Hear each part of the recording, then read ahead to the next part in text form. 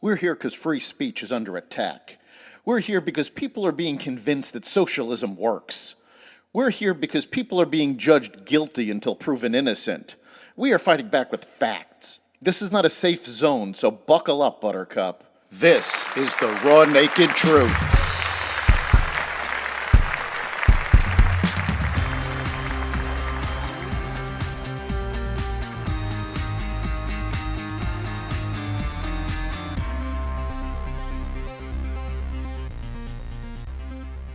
Kamala Harris locks down the nomination.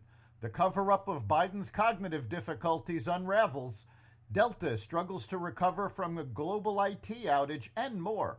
Welcome to the Raw Naked Truth. I'm your host, Eric Lopkin, and here's the news you need to know.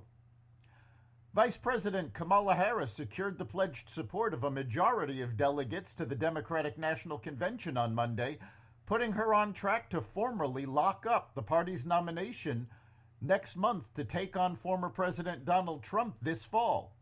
To secure the nomination, Harris needed a majority of the 3,949 pledged delegates to the convention, which begins August 19th, who can vote on the first ballot.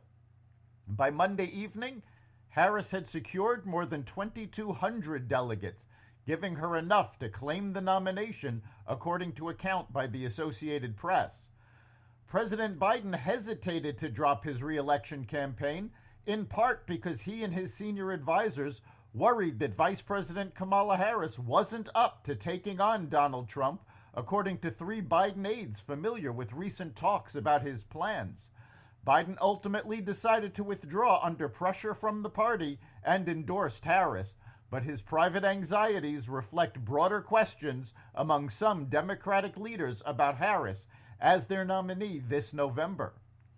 Harris's time as vice president has been occasionally rocky, defined in part by large staff turnover, retreating from politically risky responsibilities, and mocking from some Beltway insiders. Of the 47 Harris staffers listed in 2021, only 5 still worked for her as of this spring. Former Harris aides told Axios the high turnover is partly because of how the vice president treats her staff. White House aides sometimes felt Harris wasn't a team player and stayed away from any task with risk. Her performance as border czar has been an unmitigated failure. Lionel Shriver, an author, journalist, and columnist for The Spectator, described Kamala as an intellectual lightweight, and I'm being polite. She cannot think on her feet. I've never heard her say anything original or observant. At her best, she simply recites the party line. At her worst, she's too lazy to memorize the party line, for she has a history of not bothering to do her homework before an official appearance. Harris will be the first presidential candidate to have gotten the nomination with no input from the American voters, and was an active part in the cover-up of Biden's cognitive decline. Entrepreneur and Cardone Capital CEO Grant Cardone stated the Democratic Party I grew up being part of is no longer about regular people. Now we know it's all been a sham, making the statement just one day after Biden's announcement. First thing I thought when I heard Biden would not run was, we've been lied to for over 4 years, he continued. He should immediately step down. The idea that he can continue to be the leader of the United States for 5 more months is insane, Cardone said. Knowing his compromised condition, it also means that our country is in ruins, not being run by him, but by others. There was not even an explanation to we the people. Democratic Representative Dean Phillips described how Biden was suffering from cognitive disorders in October 2021. In 30 minutes of remarks on Capitol Hill, Biden had spoken disjointedly and failed to make a concrete ask of lawmakers, according to Democrats in the room. After he left, a visibly frustrated Pelosi told the group she would articulate what Biden had been trying to say. That month was the last time Biden met with the House Democratic Caucus on the Hill regarding legislation. I am really concerned about what we were not told during these months, said Representative Lloyd Doggett of Texas. I remain concerned about that for whatever reason, this overprotective, stage-managed kind of operation not only appears to have denied the American people broadly of an understanding of the president's current situation, but also other elected officials. At Exvadio News, we reported in 2019 being told by a high-ranking member of the Florida Democratic State Committee that Biden had dementia, and she was appalled that the DNC would support him. The Democratic Party, including Kamala Harris, has been involved in a years-long cover-up of Biden's condition. Republicans and Democrats might not agree on much, but they were united yesterday with lawmakers from both parties calling for Secret Service Director Kimberly Cheadle's resignation. While testifying before the House Oversight Committee for more than 4 hours, Cheadle said she accepted responsibility for the failures that led to the attempted assassination of Donald Trump, but declined to answer many questions seeking specifics about what had happened, citing an ongoing investigation. Representative Nancy Mace of South Carolina told Cheadle during the hearing that her response that she had no idea how her opening statement for the House Oversight Committee hearing got leaked to the media agencies is bullshit.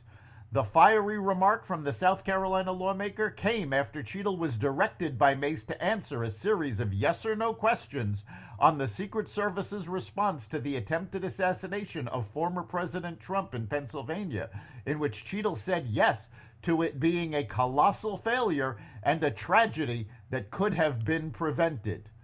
Would you say you're leaking your opening statement to Punchbowl News, Politico's Playbook, and Washington Post several hours before you sent it to this committee as being political? Yes or no? Mace asked Cheadle. I have no idea how my statement got out. Cheadle responded, to which Mace replied, well, that's bullshit. Israeli Prime Minister Benjamin Netanyahu visits the U.S. this week. Netanyahu is set to meet Joe Biden, if the president has recovered from COVID-19, and address a joint session of Congress, the only foreign leader to do so for a 4th time. The last time Israeli Prime Minister Benjamin Netanyahu addressed the U.S. Congress, nearly 60 Democrats skipped his speech 9 years ago, calling it a slap in the face to then President Barack Obama as he negotiated a nuclear deal with Iran. With Netanyahu scheduled to address U.S. lawmakers on July 24th and his government now at war with Hamas in Gaza, the number of absences is likely to be far greater. With a growing bloc of anti-Semitic lawmakers pushing the Palestinian cause, Democrats will need to step up and confirm their support of Israel and the Jewish people. When Netanyahu arrived in the U.S., he received no diplomatic greeting.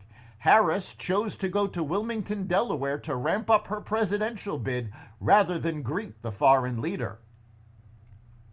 4 years after Google said it would strengthen the privacy of its browser, Chrome, by eliminating the cookies advertisers rely on to track web surfers, the search giant has decided not to. Anthony Chavez, VP of Privacy Sandbox, announced in a blog post on Monday.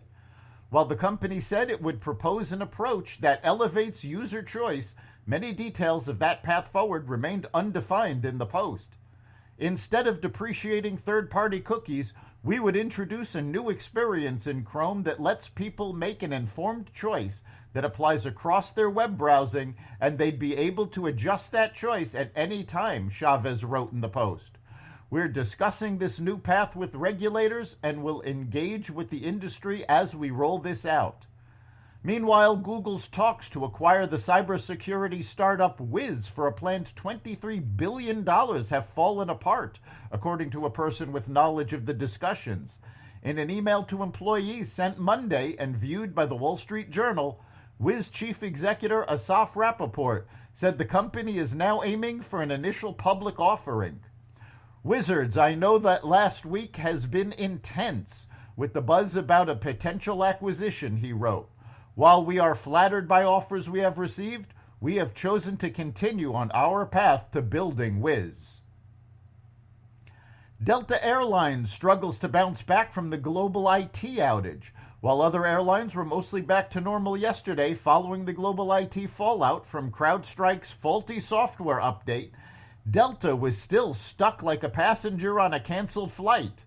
The airline canceled at least 900 flights yesterday, accounting for about 2/3 of all cancellations worldwide, including the majority of canceled U.S. flights.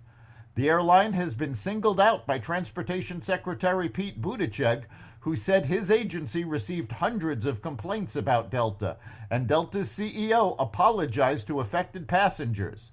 Delta's difficulties appear to stem from the outage impacting its crew tracking system, the same system that bedeviled Southwest when it stumbled after a storm. That's the Raw Naked Truth. You can catch every episode of the Raw Naked Truth at xvadio.com, the Apple Podcasts app, Google Podcasts, Spotify, iHeartRadio, Audible, Amazon Music, and other platforms that respect freedom of speech. We'll see you next time.